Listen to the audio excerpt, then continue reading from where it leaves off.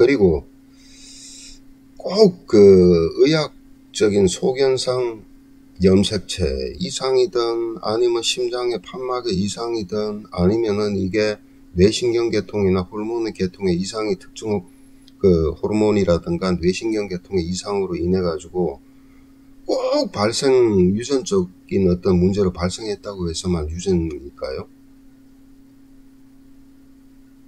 저는 꼭 그렇다고 보지는 않습니다. 염색체나 이런 데는 이상이 없어요. 그런데도 어딘가 문제가 발생이 돼서 예를 들자면 극도로 허약한 체질로 나왔다든가 아니면은 이제 예를 들어서 이제 근육계 이상이라든가 신경계 이상으로 이제 서서히 자라면서 이제 문제가 발생되는 경우, 또 정신적인 어떤 문제가 발생이 되는 경우, 특히 심한 자폐라든가 이런 경우, 그런 경우에는 이미 그런 환경을 아기가 만들어지기 전에 부모들이 가지고 있다는 얘기예요. 그런 것들이 토양 아닙니까? 토양. 그리고 씨앗이고, 그것이 결국은 아기를 만드는 건데, 그걸 갖다가 누굴 탓해요? 본인들 탓입니다. 그리고 또 하나는 그런 자식들을 결혼시켜서 아기를 갖게 하기 전에 이제 부모님들이 되겠죠. 부모님들이 그만큼 몸 관리를 좀 신경 써야 돼요. 예. 젊은 친구들이 뭐 서로 눈이 맞아서 좋아서 뭐 난리 날 때 그런 개념이 있나요? 그렇기 때문에 가임기에 자녀를 두고 있는 부모들은 또 그만큼 자식의 어떤 몸 관리 그런 것들을 해줘야 됩니다. 예. 저는 그 난임 불임 관리를 예전에 많이 해주면서 그때 느낀 게 뭐냐, 그러니까 여자 쪽의 부모님들은 항상 죄인이야. 예. 그런 그 절박한 마음으로 오시는 분들 많았습니다. 그렇기 때문에 아기를 가지기 전에 정말 현명한 방법으로 출산을 해야 될, 특히 산모들은, 여자 신부들은, 신랑이 아닌 신부들은 충분한 몸 관리를 해주고 결혼을 시키고 그 다음에 임신을 하고 출산을 하는 것을 정말 권해드립니다. 자, 다운 증후군을 먼저 한번 제가 해볼 건데요. 이제 저는 유전 질환을 갖다가 동양의학적으로나 자연치유적으로 유전 질환으로 태어난 애를 확 바꿔서 정상화로 만들 수 있다라는 얘기는 아닙니다. 그건 미리 전제를 해둡니다. 왜냐? 저는 그렇게까지 한 경험이 없어요. 또 그렇게까지 할 정도로 길게 그 환자를 갖다 관리해 본 적이 없습니다. 그렇기 때문에 말을 못하는 거예요. 다만 그 지금 상태 증상이 예를 들어서 이제 100이라면은 뭐 인지 능력이라든가 그 다음에 이 지능의 능력이죠. 그 다음에 이제 몸의 어떤 그 활동력이라든가 이런 것들을 훨씬 더 개선할 수 있다라는 말씀을 드리는 겁니다. 그건 분명히 돼요. 예. 그래서 그 경험이 있기 때문에 말씀을 드리는 거예요. 다운 증후군요. 이 다운 증후군은 아까도 얘기했지만은 21번 염색체가 이제 우리 몸에 이제 46개의 쌍이 있죠. 그리고 하나는 이제 성염색체로 여자와 남자를 구분하는 게 있습니다. 그 중에서 21번 염색체가 개수가 하나 더 많은 거예요. 예. 근데 이제 다른 어떤 그 기타 병리적인 건 찾아보세요. 너무 자료가 잘 돼 있으니까 인터넷에 찾아보고. 그럼 왜 그런 현상이 생겼냐? 예. 저는 만약에 있잖아요. 만약에 가임 전 같으면은 반드시 동양의학 하시는 분들 빼지 말아야 될 것이 뭐냐. 족태양 방광경입니다. 족태양 방광경은 우리 몸에서 눈, 여기 정명이죠. 정명에서 출발해서 뇌를 통과해요.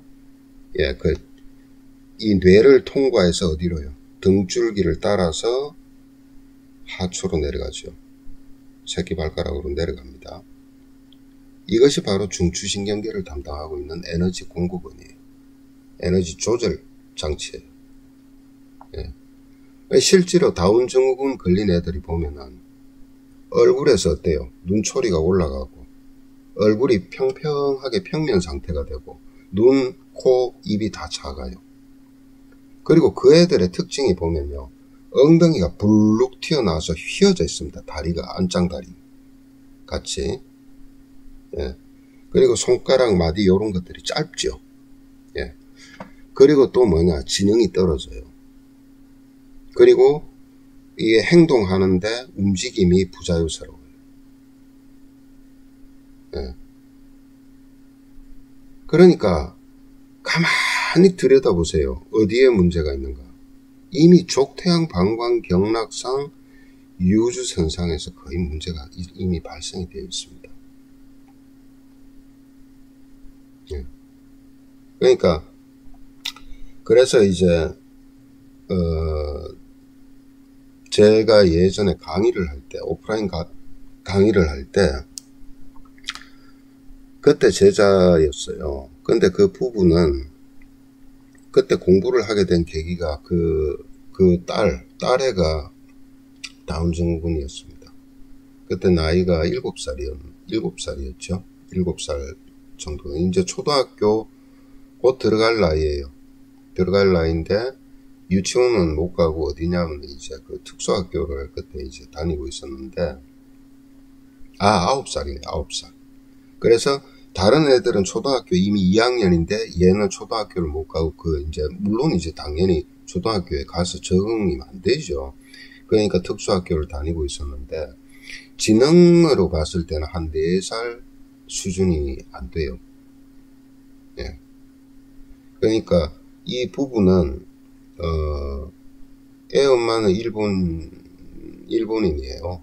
애 아빠는 한국인이고, 무슨 이제 종교 관련해서 이제 서로가 만났는데, 어쨌든 애기가 이제 그 상태였습니다.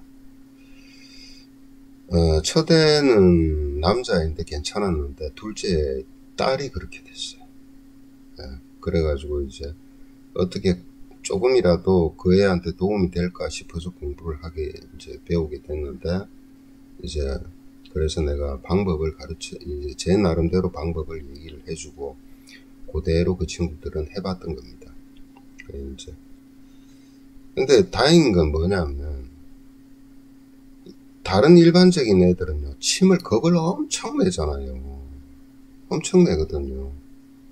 근데 이제 이 애는 어쩌면은 이제 이 다운증후군 걸린 애들이 조금 이제 그런 데는 둔합니다. 그래서 조금 침을 사용하거나 이런 뜸을 사용하거나 하는 데는 받아들이는 애는 좀 덜했어요. 예, 그러기 때문에 어쩌면 하기가 쉬웠는지 모르는데 매일 어떻게 하냐면 애를 태워서 그 친구 집하고 그 학교하고 거리가 한 1.5km 정도 돼요. 1.5km 정도 됩니다. 되는데 이제 가깝죠. 그 이유도 그 애 때문에 학교 보내는 문제 때문에 집을 가까이 또 얻은 거예요. 예. 그래서 이제 애를 매일 차로 태워주고 데리고 오고 그랬단 말입니다. 그러다가 한 달 반 정도 지났을 겁니다. 뭐 침도 놓고 뜸도 뜨고 제가 가르쳐 주는 대로 쭉 해갔는데 어느 날 학교에서 난리가 난 거예요. 부모한테 전화 와서 애가 없어진 거예요. 이제 난리가 났죠. 예. 그래서 막 막 부모들은 막 그 엄마 아빠 헤어져 가지고 막 찾으러 다니고 학교나 학교대로 난리 나고 그랬는데, 다니다 보니까 이제 급하게 나오다 보니 지갑을 빠뜨리고 나온 거예요, 그 애기 엄마가. 그래서 빨리 집에 가서 지갑 찾아서 나오려고 딱 갔는데 애가 세상에 집에 찾아와 있는 겁니다. 그건 상상도 못할 일이었어요.